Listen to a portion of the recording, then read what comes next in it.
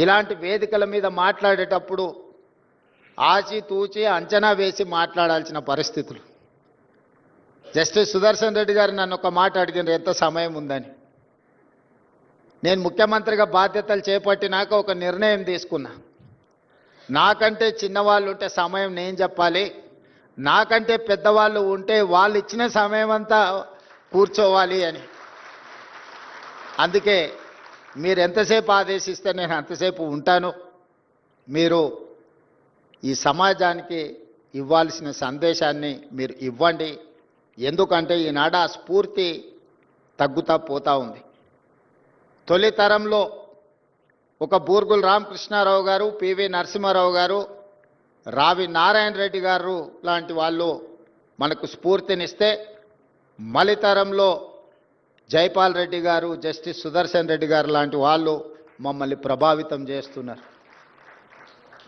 50 సంవత్సరాలు సుదీర్ఘకాలం శాసనసభ్యుడిగా, పార్లమెంట్ సభ్యుడిగా, రాజ్యసభ్యుడిగా, కేంద్ర మంత్రిగా, ఐఎన్పిఆర్ మంత్రిగా, వివిధ హోదాలలో పెట్రోలియం శాఖ మంత్రిగా, అర్బన్ డెవలప్మెంట్ మినిస్టర్గా, ఉత్తమ పార్లమెంటేరియన్గా, దక్షిణాది రాష్ట్రాలలోనే మొట్టమొదటి ఉత్తమ పార్లమెంటేరియన్గా రాణించిన జైపాల్ రెడ్డి గారు లాంటి వాళ్ళు, ఆ తరానికి సంబంధించిన జస్టిస్ సుదర్శన్ రెడ్డి గారు లాంటి వాళ్ళు ఈరోజు తెలంగాణ సమాజానికి ఒక స్ఫూర్తినిచ్చేవాళ్ళు.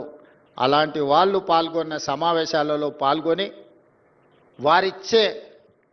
వారు చెప్పే వారి అనుభవాలను వినడం ద్వారా పరిపాలనలో నిర్ణయాలు తీసుకునే సందర్భంలో అవి మాకు ఉపయోగపడుతూ ఉంటాయి.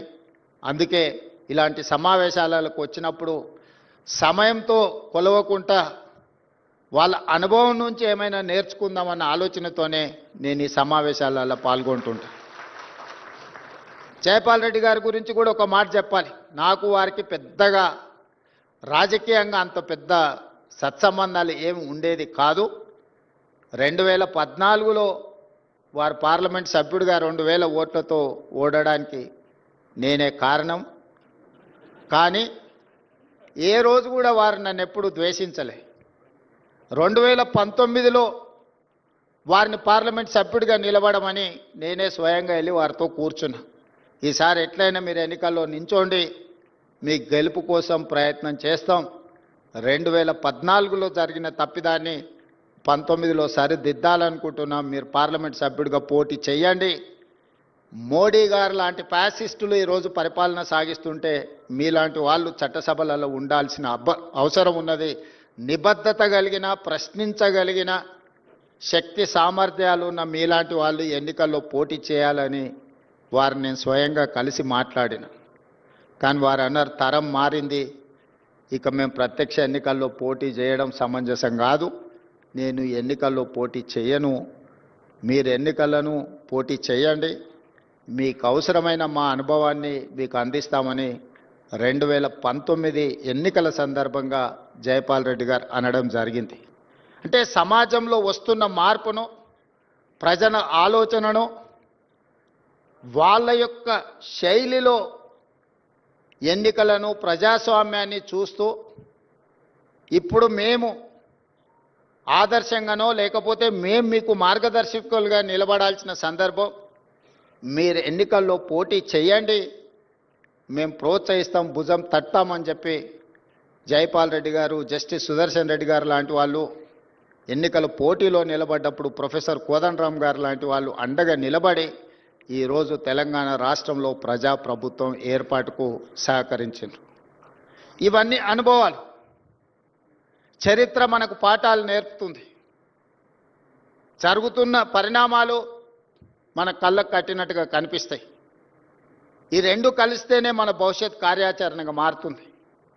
అందుకే ఈనాడు ఒక రావి నారాయణ రెడ్డి గారి యొక్క గొప్పతనము, ఈనాడు అవార్డు గ్రహీత జస్టిస్ సుదర్శన్ రెడ్డి గారి గురించి 2 విషయాలు ప్రస్తావించాల్సిన అవసరం ఉన్నది. మొన్న ఉపరాష్ట్రపతి ఎన్నికల సందర్భంగా కాంగ్రెస్ పార్టీ అధ్యక్షులు మల్లికార్జున్ ఖర్గే గారు, రాహుల్ గాంధీ గారు నాకు ఉదయమే ఫోన్ చేసింది, మాట్లాడేది ఉంది అని. ఏదైనా పార్టీ వ్యవహారాలు అనుకున్నాం. ఉపరాష్ట్రపతి ఎన్నికలు వచ్చినాయి.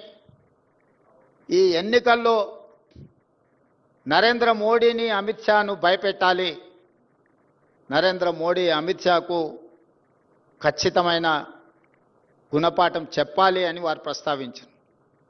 వారు నాతో ఎందుకు ప్రస్తావిస్తున్నారో నాకు మొదట్లో అర్థం కాలేదు. పార్టీ అధ్యక్షుడిగా, పార్లమెంట్లో ప్రతిపక్ష నాయకుడిగా రాహుల్ గాంధీ గారు, మా నాయకులు మీ ఆదేశాలను తూచా తప్పకుండా పాటిస్తాం, కార్యాచరణని మీరు చెప్పండి అని.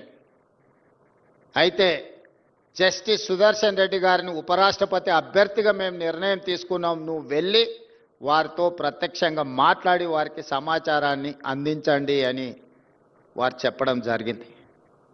వారేం ప్రజాదరణ ఉన్న పబ్లిక్ లీడర్ ఏం కాదు కదా, లేదా వేదికల మీద మాలాక కొంచెం పరుషమైన పదజాలంతో ఉపన్యాసాలు ఇచ్చే నాయకుడు కూడా కాదు కదా.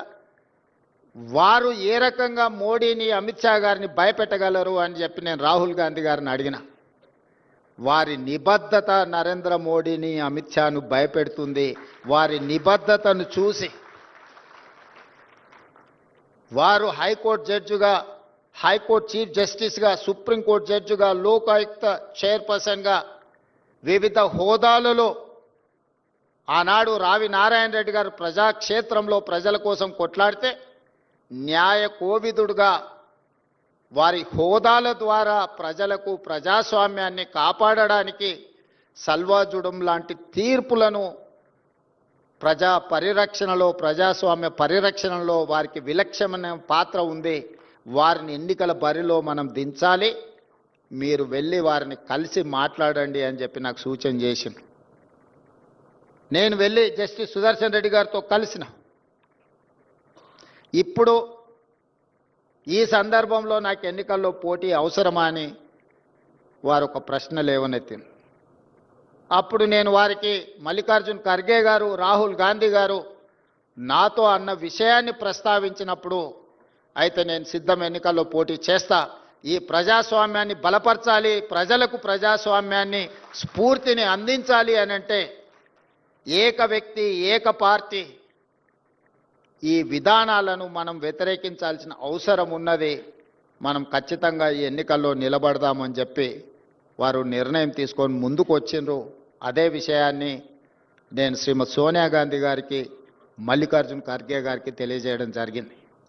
వారి అభ్యర్థిత్వం ప్రకటించిన తర్వాత ఇండియా కూటమిలో ఉన్న వాళ్ళే కాదు, లేని వాళ్ళు కూడా ముందుకొచ్చి కాంగ్రెస్ పార్టీ సరైన అభ్యర్థి ప్రతిపాదనతో ముందుకొచ్చింది, మేమందరం జస్టిస్ సుదర్శన్ రెడ్డి గారికి అండగా నిలబడతామని కేజ్రీవాల్తో సహా చాలా రాజకీయ పార్టీలు ముందుకొచ్చి జస్టిస్ సుదర్శన్ రెడ్డి గారి నామినేషన్ కార్యక్రమంలో పాల్గొన్నారు. నామినేషన్ కార్యక్రమంలో సోనియా గాంధీ గారు, రాహుల్ గాంధీ గారు, ప్రియాంక గాంధీ గారు మొత్తం కుటుంబం అంతా వారి పక్కన నిలబడి వారి నామినేషన్ పత్రాలు దాఖలు చేయించిండ్రు అని అంటే వారికి ఉన్న నిబద్ధత, నరేంద్ర మోడీ గారికి ఉన్న భయాన్ని ఆ నామినేషన్ కార్యక్రమాన్ని ఒకసారి పరిశీలిస్తే ఎవరికైనా అర్థమవుతుంది. వారు మన తెలంగాణ బిడ్డ, మన మధ్యలో ఉండడం, ఈనాడు రావి నారాయణ రెడ్డి గారి జాతీయ పురస్కారం వారికి ఇవ్వడం అని అంటే సముచితమైన వ్యక్తికి సరైన సందర్భంలో ఈ పురస్కారాన్ని అందించినట్టుగా నేను భావిస్తున్న నిర్వాహకులకు అందరికీ కూడా మనస్ఫూర్తిగా నేను అభినందనలు తెలియజేస్తున్నాను. సరైన సమయంలో సరైన నిర్ణయం మీరు తీసుకున్నందుకు మనస్ఫూర్తిగా అభినందిస్తున్నాను. అదేవిధంగా నిన్న మన రాష్ట్రంలో నేను లేను కానీ జరుగుతున్న పరిణామాలను నిశ్చితంగా గమనిస్తూనే ఉన్నాను. ఎక్కడున్నా ఓ కన్నీటి వేస్తూనే ఉంటాం. అక్కడ చదువుకోవడానికి వెళ్ళినప్పుడు నారాయణ గారు అడుగుతున్నారు ఎంతసేపు ఉంటాయి క్లాసులని. ఉదయం 7 నుంచి సాయంత్రం 7 వరకు క్లాసులు జరుగుతూనే ఉంటాయి.